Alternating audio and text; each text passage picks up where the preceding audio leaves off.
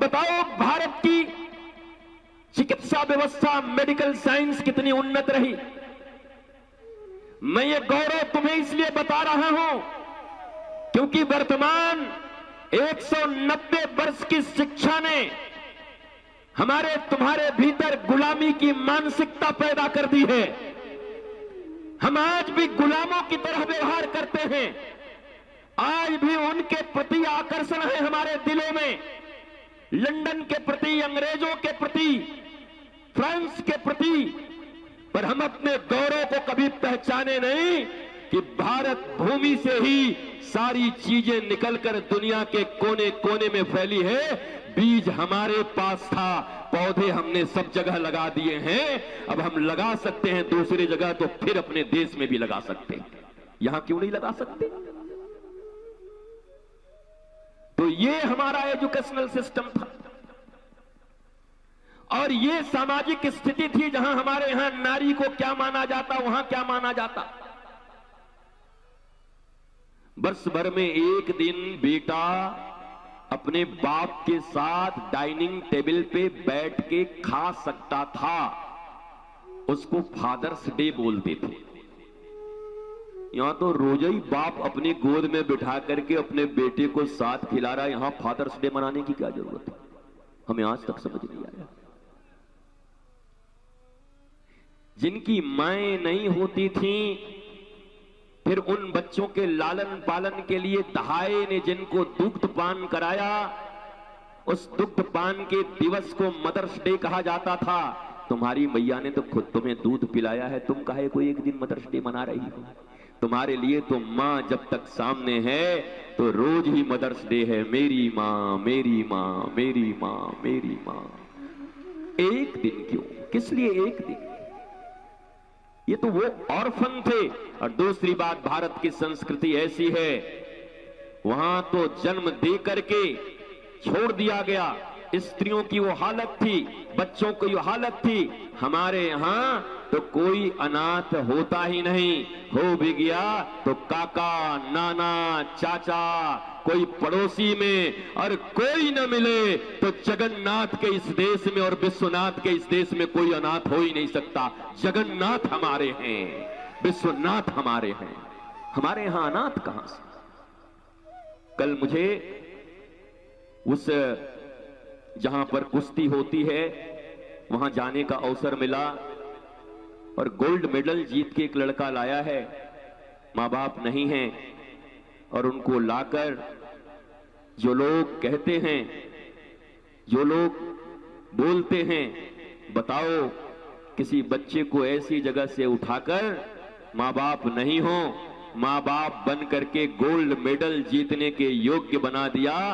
ताली बजाओ इस व्यक्ति के लिए एक बार। ऑर्फन जिसको कहते हैं, अनाथ, अनाथ गोल्ड मेडल जीत रहा है। हमें अपनी दृष्टि बड़ी रखनी है। हमारे भारतीय संस्कृति के प्रति समर्पित लोगों के प्रति हमारा भाव अच्छा होना चाहिए। इस दुनिया में कोई परफेक्ट नहीं है। मुझे भी कहोगे गुस्सा हो जाते हैं। एक ने तो छापी दिया वो कि माइक फेंक दिया इन्होंने, उसको कोई न्यूज नहीं मिली 4 दिन में। कहा गुरुजी नाराज हो गए, माइक फेंक गए। और माइक फेंक गए तो आवाज कितनी अच्छी हो गई, और न फेंकते तो क्या होता। तो यहां तो हर कार्य परफेक्शन के लिए, अच्छे के लिए। जरा सोचो मेरे बच्चों, तुम्हारे लिए भी ऐसी एग्जाम की व्यवस्था इस भारतवर्ष में जैसे आज के 190 वर्ष पूर्व थी। तुम्हें बड़े प्यार से सब कुछ पढ़ाया जाए और 3 घंटे में तुम्हारी योग्यता को न मापा जाए। हो सकता है वो 3 घंटे किसी कारण से कोई डिस्टर्ब हो, मां बीमार हो, पिता बीमार हो, वो तकलीफ में हो, उन 3 घंटों में किसी व्यक्ति की योग्यता का पहचान कैसे करोगे? उसे तो कम से कम हमारी प्राचीन विद्या की तरह 30 दिन नहीं 6 महीने दिए जाते थे कि तुम जाओ काम करके दिखाओ, और वो अव्वल नंबर से पास हुआ करता था, कोई टेंशन नहीं। और तुम कहते हो भारत में है क्या? यही है भारत में। वो 3 घंटे का एग्जाम इतना खतरनाक है भारतीयों के लिए, ऐसा लगता है मुंह में उंगली डाल डाल के वोमिटिंग करना है, जो करना है लिख दो। हे भगवान, हे भगवान, अब कितना बचा है, हे भगवान, प्राण जा रहा है, हे भगवान, हे भगवान। शिक्षा अलग है, विद्या अलग है। किसी दिन नहीं भी लिख पाए तो घबराना मत, क्योंकि तुम्हारे भीतर जो विद्या है, संस्कार हैं, जो तुमने पढ़ा है, वो तुमसे कोई नहीं छीन सकता। और एक दिन भारत के फलक पर तुम सितारे बन करके उज्जवल भविष्य भारत का दिखा रहे होगे। मत निराश हुआ करो, इन नंबरों इत्यादि से कोई फर्क नहीं पड़ता। और आने वाले समय में मुझे पक्का विश्वास है कि भारत की शिक्षा नीति बदलेगी, और बदलेगी तो पूरी तरीके से बदलेगी, थोड़ी थोड़ी नहीं, इतना इतना नहीं, पार्ट वाइज नहीं, पंचवर्षीय योजना में नहीं, तब तक तो फिर गुलाम हो जाएंगे। वो सांप वाली बात कही थी ना कि सांप गोद में गिर गया तो एक कई बार में फेंको।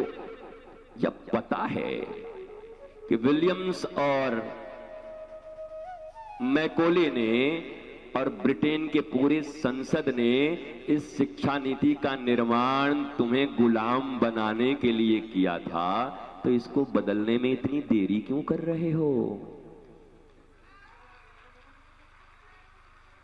इसीलिए देरी हो रही है क्योंकि इस बात पर तो पांडाल तालियों और हर हर महादेव से गूंज जाना चाहिए था। तुम्हारी जैसी जनता जहां होगी वहां कुछ नहीं होगा। बोलो, मांग करो राष्ट्र कथा के इस पांडाल से कि हमें हमारी शिक्षा नीति चाहिए, 18 विषयों की पढ़ाई चाहिए, हमें अलग से मेडिकल और अलग से इंजीनियरिंग में दाखिला नहीं लेना है। हम गुरुकुलम में जाएंगे, वहीं से एमएस और एमडी करके निकलेंगे और आईआईटीएन बन के निकलेंगे। तुम छात्र ताली बजाओ, मांग करो